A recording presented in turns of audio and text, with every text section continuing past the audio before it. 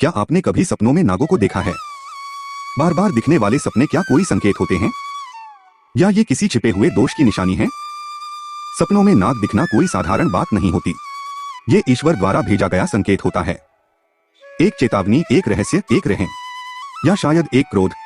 पुराणों में कहा गया है, जब नाग सपनों में आए तो समझो कोई अदृश्य शक्ति तुम्हारे भाग्य की डोर को हिला रही है।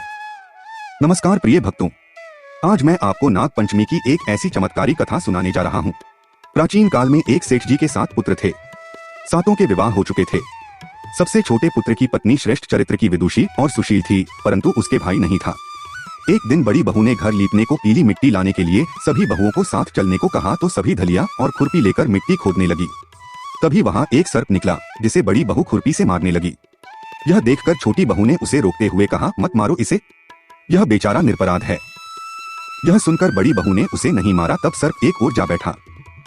तब छोटी बहू ने उससे कहा, हम अभी लौट कर आती हैं, तुम यहाँ से जाना मत। यह कहकर वह सबके साथ मिट्टी लेकर घर चली गई और वहाँ कामकाज में फंसकर सर्प से जो वादा किया था उसे भूल गई। उसे दूसरे दिन वह बात याद आई तो सबको साथ लेकर वहाँ पहुंची और सर्प को उस स्थान पर बैठा देखकर बोली, सर्प भैया नमस्कार। सर्प ने कहा, तू भैया कह चुकी है, इसलिए तुझे छोड़ देता हूँ, नहीं तो झूठी बात कहने के कारण तुझे अभी डस लेता। वह बोली, भैया मुझसे भूल हो गई, उसकी क्षमा मांगती हूँ। तब सर्प बोला, अच्छा तू आज से मेरी बहन हुई और मैं तेरा भाई हुआ, तुझे जो मांगना हो मांग ले। वह बोली, भैया मेरा कोई नहीं है, अच्छा हुआ जो तू मेरा भाई बन गया। कुछ दिन व्यतीत होने पर वह सर्प मनुष्य का रूप रखकर उसके घर आया और बोला कि मेरी बहन को भेज दो। सबने कहा कि इसके तो कोई भाई नहीं था, तो वह बोला, मैं दूर के रिश्ते में इसका भाई हूँ, बचपन में ही बाहर चला गया था। उसके विश्वास दिलाने पर घर के लोगों ने छोटी को उसके साथ भेज दिया। उसने मार्ग में बताया कि मैं वही सर्प हूँ, इसलिए तू डरना नहीं और जहाँ चलने में कठिनाई हो वहाँ मेरी पूंछ पकड़ लेना। उसने कहे अनुसार ही किया और इस प्रकार वह उसके घर पहुँच गई। वहाँ के धन ऐश्वर्य को देखकर वह चकित हो गई। एक दिन सर्प की माता ने उससे कहा, मैं एक काम से बाहर जा रही हूँ, तू अपने भाई को ठंडा दूध पिला देना।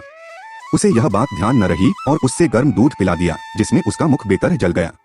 यह देखकर सर्प की माता बहुत क्रोधित हुई, परंतु सर्प के समझाने पर शांत हो गई। तब सर्प ने कहा कि बहन को अब उसके घर भेज देना चाहिए। तब सर्प और उसके पिता ने उसे बहुत सा सोना, चांदी, जवाहरात, वस्त्रभूषण आदि देकर उसके घर पहुंचा दिया। इतना ढेर सारा धन देखकर बड़ी बहू ने ईर्ष्या से कहा, भाई तो बड़ा धनवान है, तुझे तो उससे और भी धन लाना चाहिए। सर्प ने यह वचन सुना तो सब वस्तुएं सोने की लाकर दे दी। यह देखकर बड़ी बहू ने कहा, इन्हें झाड़ने की झाड़ू भी सोने की होनी चाहिए। तब सर्प ने झाड़ू भी सोने की लाकर रख दी। सर्प ने छोटी बहू को हीरामनियों का एक अद्भुत हार दिया था। उसकी प्रशंसा उस देश की रानी ने भी सुनी और वह राजा से बोली कि सेठ की छोटी बहू का हार यहाँ आना चाहिए। राजा ने मंत्री को हुक्म दिया कि उससे वह हार लेकर शीघ्र उपस्थित हो।